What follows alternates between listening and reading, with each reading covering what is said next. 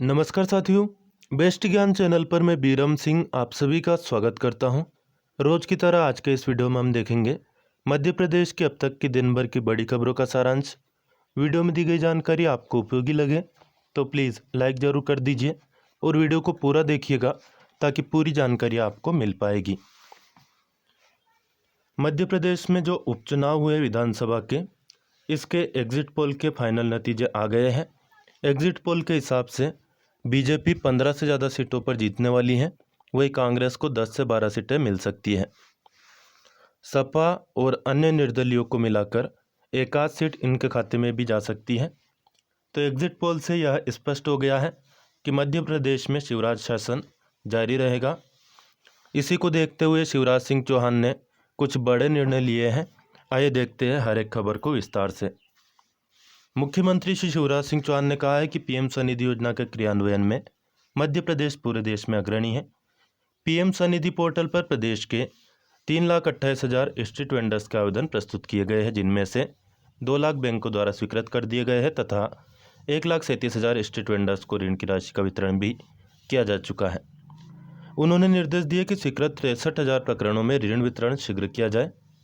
मुख्यमंत्री श्री चौहान ने प्रदेश के सभी स्ट्रीट वेंडर्स यानी कि पद पर व्यापार करने वालों से कहा है कि जो भी अपने काम धंधे के लिए स्ट्रीट वेंडर्स योजना में 10,000 रुपये का बिना गारंटी बिना ब्याज का ऋण चाहते हैं, वे तुरंत आवेदन करें। सभी पात्र स्ट्रीट वेंडर्स को बैंकों द्वारा ऋण दिया जाएगा। प्रदेश में कुल स्ट्रीट वेंडर्स की संख्या लगभग 5 लाख है। मुख्यमंत्री श्री चौहान ने सभी पात्र हितग्राहियों को योजना का लाभ दिलाने के निर्देश दिए हैं। ग्रामीण स्ट्रीट वेंडर्स योजना की बात करें तो 60,000 प्रकरण अभी तक स्वीकृत हुए हैं। मुख्यमंत्री श्री चौहान ने कहा कि मुख्यमंत्री ग्रामीण पथ व्यवसाय योजना में प्रदेश में अभी तक 60,233 प्रकरण स्वीकृत हो चुके हैं, जिनमें से 39,233 स्ट्रीट वेंडर्स को ऋण भी दिया जा चुका है। प्रदेश में योजना के कुल 8,52,524 हितग्राही हैं। मुख्यमंत्री ने सभी पात्र हितग्राहियों को योजना का लाभ सुनिश्चित करने के निर्देश दिए हैं। धनतेरस को खातों में राशि भी आ जाएगी। मुख्यमंत्री श्री चौहान ने कहा कि ग्रामीण पथ विक्रेता योजना के अंतर्गत स्वीकृत प्रकरणों में 12 नवंबर धनतेरस को हितग्राहियों के खाते में राशि भी आ जाएगी। क्या है पीएम स्वनिधि या स्ट्रीट वेंडर्स योजना, इसके बारे में और विस्तार से देखें तो आत्मनिर्भर भारत के अंतर्गत शहरी पथ विक्रेताओं को फिर से रोजगार से जोड़ने के लिए भारत सरकार द्वारा पीएम स्वनिधि योजना शुरू की गई है। इस योजना के अंतर्गत पात्र हितग्राहियों को 1 वर्ष के लिए 10,000 रुपये की कार्यशील पूंजी का ऋण प्रदान किए जाने का प्रावधान है। समय से भुगतान करने पर अगले वर्ष हितग्राही 20,000 रुपये तक की सीमा की कार्यशील पूंजी के लिए पात्र रहेगा।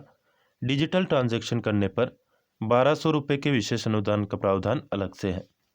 इस कार्यशील पूंजी पर भारत सरकार के द्वारा 7% के ब्याज अनुदान का प्रावधान है। शेष ब्याज अनुदान मध्य प्रदेश सरकार द्वारा दिया जाता है। मध्य प्रदेश सरकार द्वारा इसी तर्ज पर ग्रामीण पथ व्यवसाय योजना भी शुरू की गई है। मध्य प्रदेश के 19 जिलों में समाहित 28 विधानसभा क्षेत्रों में उपनिर्वाचन 2020 का मतदान विगत 3 नवंबर को संपन्न हो चुका है। मतगणना 10 नवंबर 2020 को सुबह 8 बजे संबंधित जिला मुख्यालयों पर शुरू होगी।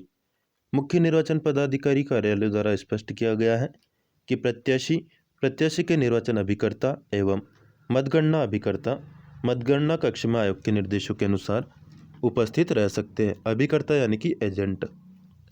भारत निर्वाचन आयोग द्वारा कोविड-19 के दौरान आम चुनाव या उपचुनाव संचालन हेतु विस्तृत गाइडलाइन के अनुसार कंट्रोल यूनिट से परिणाम प्रदर्शन बड़ी स्क्रीन पर प्रदर्शित किया जा सकता है, ताकि बड़ी संख्या में मतगणना एजेंटों के एक साथ इकट्ठा होने से बचा जा सके। मध्य प्रदेश के किसान कल्याण तथा कृषि विकास मंत्री श्री कमल पटेल ने मंत्रालय में विभागीय समीक्षा की और अधिकारियों को निर्देश दिया कि फसल बीमा योजना के लंबित भुगतान तत्काल कराया जाना सुनिश्चित करें। किसी भी जिले से भुगतान संबंधी शिकायत नहीं आना चाहिए। शाहजहाँपुर कलेक्टर से दूरभाष पर चर्चा कर किसानों की शिकायतों का तुरंत निराकरण करने और लंबित भुगतान कराए जाने के निर्देश भी उन्होंने दिए हैं। बैठक में सरसों के लिए विशेष प्रोग्राम संचालित करने, हरित कृषि परियोजना के प्रभावी क्रियान्वयन, मंडी अध्यादेश के अंतर्गत किसानों को लाभान्वित करने के लिए विस्तार से चर्चा की गई। बैठक में प्रमुख सचिव कृषि श्री अजित केसरी, संचालक सुश्री प्रीति मैथिल और अन्य अधिकारी मौजूद थे। दोस्तों, इस वीडियो के डिस्क्रिप्शन में फसल बीमा की विभिन्न तहसीलों की अवेलेबल लिस्ट भी दी हुई है। वहां से आप अपने ज़िले की तहसील की डाउनलोड कर सकते हैं और अपना नाम देख सकते हैं। आपको बता दें, जो पेंडिंग फसल बीमा था वह भी लगभग 90% तक लोगों के खाते में जमा हो चुका है। जो कुछ बचे हुए हैं उनके खातों में भी जल्द ही राशि ट्रांसफ़र करने के निर्देश कृषि मंत्री ने दिए हैं। कोई प्रश्न या सुझाव आपका हो तो कमेंट करके बता सकते हैं या पूछ सकते हैं। अन्य खबर देखें तो मुख्यमंत्री श्री शिवराज सिंह चौहान ने कहा है कि सुशासन के अंतर्गत जनता को शुद्ध सामग्री उपलब्ध कराना हमारा कर्तव्य है। इसके लिए प्रदेश में मिलावटखोरों एवं नकली सामग्री निर्माण एवं विक्रय करने वालों के विरुद्ध सघन अभियान चलाया जाएगा। 9 चलित प्रयोगशालाएं भी इसके लिए संचालित होगी। खाद्य सामग्री की जांच के लिए प्रदेश में 9 चलित प्रयोगशालाएं भी संचालित की जाएगी, जो मौके पर ही खाद्य सामग्री की जांच कर उसकी रिपोर्ट दे सकेगी। प्रदेश की खाद्य सामग्री जांच प्रयोगशालाओं की प्रतिमाह 1000 नमूने टेस्टिंग क्षमता है। क्षमता बढ़ाए जाने के संबंध में मुख्यमंत्री श्री चौहान ने निर्देश दिए। इंदौर, ग्वालियर, जबलपुर में 3 नई प्रयोगशालाएं भी जल्द ही खोली जाएगी।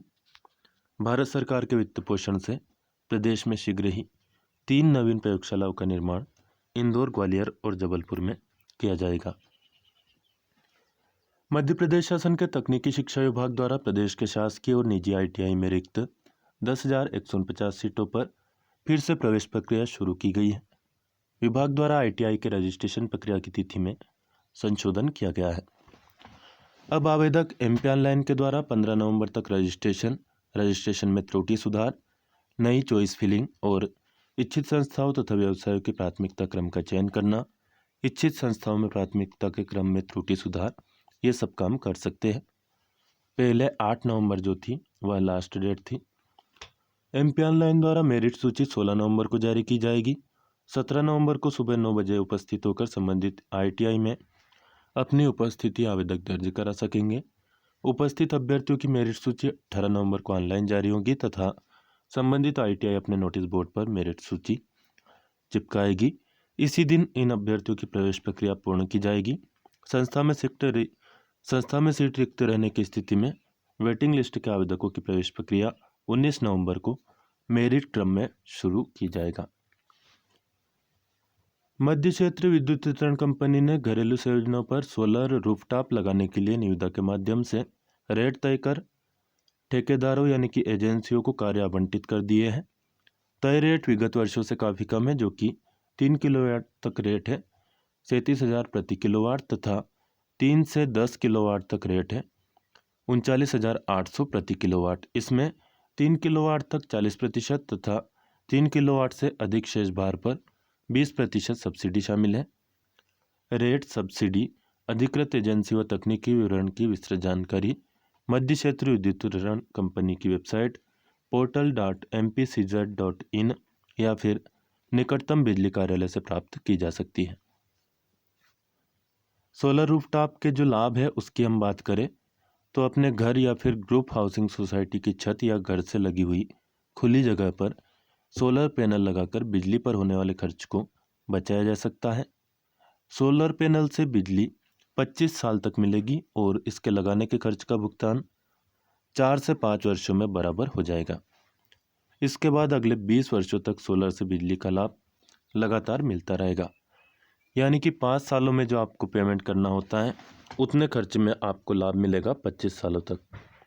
1 किलोवाट सौर ऊर्जा के लिए लगभग 10 वर्ग मीटर की ज़रूरत होगी जगह की। 3 किलोवाट तक के सोलर प्लांट पर 40% की सब्सिडी और 3 किलोवाट के बाद 10 किलोवाट तक 20% की सब्सिडी भारत सरकार इसमें देगी। सोलर प्लांट पर लगने वाले खर्च की हम बात करें तो 1 किलोवाट से ऊपर 3 किलोवाट तक रुपये 37,000 प्रति किलोवाट खर्च आता है। 3 किलोवाट से ऊपर 10 किलोवाट तक बात करें तो 39,800 रुपये प्रति किलोवाट खर्च आएगा। 10 किलोवाट से ऊपर 100 किलोवाट तक खर्च आएगा 36,500 प्रति किलोवाट और 100 किलोवाट से ऊपर 500 किलोवाट तक रुपये 34,900 प्रति किलोवाट आपका खर्च आने वाला है। वहीं मध्य क्षेत्र विद्युत वितरण कंपनी ने कहा है कि उक्त राशि में सब्सिडी भी शामिल है। अभी जो राशि बताई है इसमें सब्सिडी भी शामिल है। सब्सिडी घटाकर एजेंसी को भुगतान की जाने वाली राशि 3 किलोवाट तक होगी 66,600 रुपये और 5 किलोवाट पर होगी 1,35,320 रुपये। तो आपको ये प्रति किलोवाट वाला कैलकुलेशन करने की ज़रूरत नहीं है।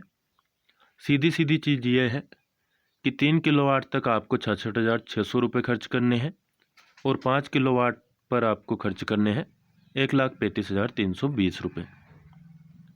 ग्रुप हाउसिंग सोसाइटी को कॉमन सुविधा वाले संयोजन पर 500 किलोवाट तक 10 किलोवाट प्रति घर के हिसाब से 20% की सब्सिडी मिलेगी। कंपनी द्वारा अधिकृत एजेंसी तकनीकी विवरण, सब्सिडी व भुगतान की जाने वाली राशि की जानकारी के लिए विद्युत वितरण कंपनी के निकटतम कार्यालय, कंपनी की वेबसाइट portal.mpcz.in इसके मुख्य पृष्ठ पर देखें या फिर टोल फ्री नंबर 1912 पर भी संपर्क कर सकते हैं। उच्च शिक्षा विभाग के शैक्षणिक सत्र 2020-21 के अंतर्गत ऑनलाइन ई प्रवेश प्रक्रिया के CLC चतुर्थ चरण में स्नातक या स्नातकोत्तर स्तर के पाठ्यक्रमों में प्रवेश से जो वंचित छात्र हैं उनके लिए पंजीयन या फिर त्रुटि सुधार और सत्यापन की सुविधा 9 नवंबर तक उपलब्ध रहेगी। तारीख याद रखें। CLC चतुर्थ चरण में आवेदक एक से अधिक महाविद्यालयों में प्रवेश के लिए निर्धारित प्रपत्र के साथ आवेदन दोपहर 1 बजे तक प्रस्तुत कर सकेंगे। उसके बाद महाविद्यालय संकाय और विषयवार रिक्त सीटों के विरुद्ध गुणानुक्रम के आधार पर मेरिट सूची तैयार कर दोपहर 3 बजे तक चस्पा करेंगे। साथ ही रिक्त सीटों के विरुद्ध मेरिट सूची के अनुसार ऑनलाइन फीस हेतु लिंक इनिशिएट करेंगे। CLC चतुर्थ चरण में अभ्यर्थी द्वारा एक से अधिक महाविद्यालयों के लिए निर्धारित प्रारूप में आवेदन करने पर यदि आवेदक को एक से अधिक महाविद्यालय में वरीयता के आधार पर प्रवेश सूची पर स्थान प्राप्त होता है और किसी भी महाविद्यालय द्वारा ऑनलाइन शुल्क भुगतान हेतु लिंक इनिशिएट कर दी जाती है तथा इसके साथ ही अभ्यर्थी को इच्छुक महाविद्यालय प्राप्त नहीं होता है तो उक्त स्थिति में अभ्यर्थी इच्छुक महाविद्यालय में उपस्थित होकर अपनी लॉगिन ID से कैंसिलेशन ऑप्शन से महाविद्यालय द्वारा इनिशिएट फीस लिंक को कैंसिल कर इच्छुक महाविद्यालय के लिए लिंक इनिशिएट कराकर ऑनलाइन शुल्क का भुगतान कर सकता है। मुख्यमंत्री श्री शिवराज सिंह चौहान ने कहा कि प्रदेश को गत वर्ष की तुलना में इस बार 2 गुना से अधिक यूरिया प्राप्त हुआ है। मुख्यमंत्री श्री चौहान मंत्रालय में प्रदेश में यूरिया प्रदाय की व्यवस्थाओं की समीक्षा कर रहे थे। प्रदेश में सहकारी क्षेत्र में 4800 विक्रय केंद्र बनाए गए हैं जहां से सहकारी समितियों, विपणन संघ, MP एग्रो के माध्यम से किसानों को यूरिया का नकद वितरण किया जा रहा है। इस वर्ष प्रदेश में सहकारी और निजी क्षेत्र में यूरिया के वितरण का अनुपात रखा गया है 70:30, यानी सहकारी क्षेत्र को मिलेगा 70 क्विंटल तो निजी क्षेत्र को मिलेगा 30 क्विंटल। ग्वालियर और चंबल संभागों में धान और मोटे अनाज की खरीदी शुरू हो गई है। ग्वालियर में 5 जनवरी 2021 और चंबल में 21 नवंबर 2020 तक यह प्रक्रिया चलेगी, खरीदी चलेगी। शेष संभागों में धान की खरीदी 16 नवंबर से 16 जनवरी तक तथा मोटे अनाज ज्वार बाजरा की खरीदी 16 नवंबर से 16 दिसंबर तक चलेगी।